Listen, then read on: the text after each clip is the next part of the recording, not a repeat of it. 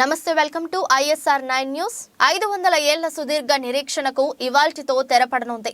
వేల మంది ప్రత్యక్ష కోట్ల మంది పరోక్ష వీక్షణ మధ్య అభిజిల్లగ్నంలో ప్రధాని నరేంద్ర మోదీ అయోధ్య ఆలయంలో శ్రీరాముడి విగ్రహాన్ని ప్రతిష్ఠించారు.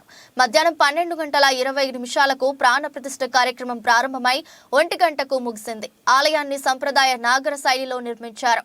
380 అడుగుల పొడవు, 250 అడుగుల వెడల్పు ఉంటుంది. 161 అడుగుల ఎత్తు ఉంటుంది. ప్రతి అంతస్తు 20 అడుగుల ఎత్తున ఉంటుంది.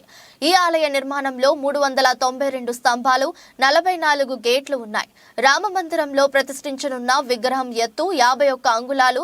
అయోధ్యలో రాముడి విగ్రహాన్ని ప్రతిష్ఠించ సందర్భంగా రామ మందిరాన్ని రంగురంగుల విద్యుత్ దీపాలతో అలంకరించారు.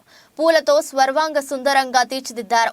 అయోధ్య నగరం మొత్తం ఆధ్యాత్మిక శోభతో కలకలలాడుతోంది. రామ్ లల్లా విగ్రహ ప్రతిష్టాపన సందర్భంగా దేశవ్యాప్తంగా రామనామ స్మరణతో మారుమ్రోగుతుంది.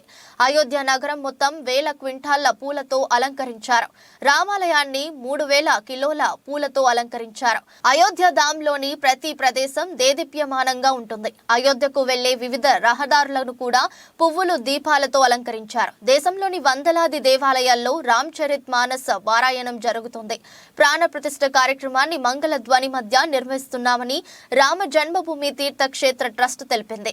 దేశంలోని వివిధ రాష్ట్రాల్లో ప్రఖ్యాతగాంచిన 50 సంగీత వాయిద్యాలకు ఒకే వేదికపై చోటు కల్పించినట్లు ట్రస్ట్ తెలిపింది. మొత్తం 2 గంటల పాటు మంగళ ధ్వని కార్యక్రమం ఉంటుంది. రామ మందిర ప్రారంభోత్సవానికి 7000 మంది అతిథులను ఆహ్వానించారు. వారిలో 506 మంది అత్యంత ప్రముఖులు ఉన్నారు. ఈ ఆధ్యాత్మిక కార్యక్రమంలో సినీ, వ్యాపార, क्रीड़ा प्रमुखुलु पाल्गొన్నారు. में वो जलाकार ब्रह्म के रूप में अपने भक्तों को दर्शन देते हैं.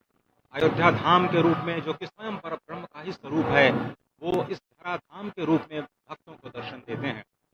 इसके बाद आप नित्यावतार जो संत स्वरूप माने जाते हैं, उन स्वरूप में भी भगवान लगातार अपने दर्शनों के लिए भक्तों को कृतार्थ करते रहते हैं. और अब आप देखिए कि प्राण प्रतिष्ठित भगवान श्री राम इस वक्त 51 इंच की ये जो कृष्ण की मूर्ति आपके समक्ष इस वक्त जो प्रतिष्ठित हो चुकी है, भगवान श्री राम लोकाभिरामम इस वक्त मनमोह लेते हैं. और जिस तरह से लगातार पूरे प्रांगण में अयोध्या धाम में, जो कि वैकुंठ का हृदय कहा जाता है, इस वक्त सिर्फ एक ही गूंज है, रघुपति राघव राजा राम, पतित पावन सीताराम.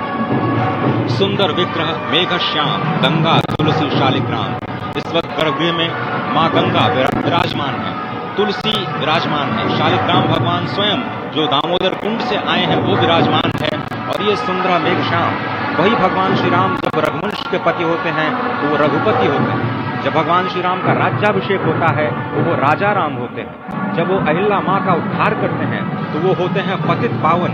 और जब मिथिला जनकपुर धाम में जाकर मैया सीता के साथ विवाह संस्कार करते हैं तो हो जाते हैं सीताराम. लेकिन भगवान आज न रघुपति हैं, न राजा राम हैं, न पतित पावन हैं, न सीताराम हैं. वो सिर्फ और सिर्फ कौशल्या के राघव हैं. आज पौष के शुक्ल द्वादशी के पावन दिवस पर जब भगवान श्री राम पधारे हैं, प्राण प्रतिष्ठित हुए हैं, तो माँ कौशल्या अत्यंत प्रसन्न होंगी.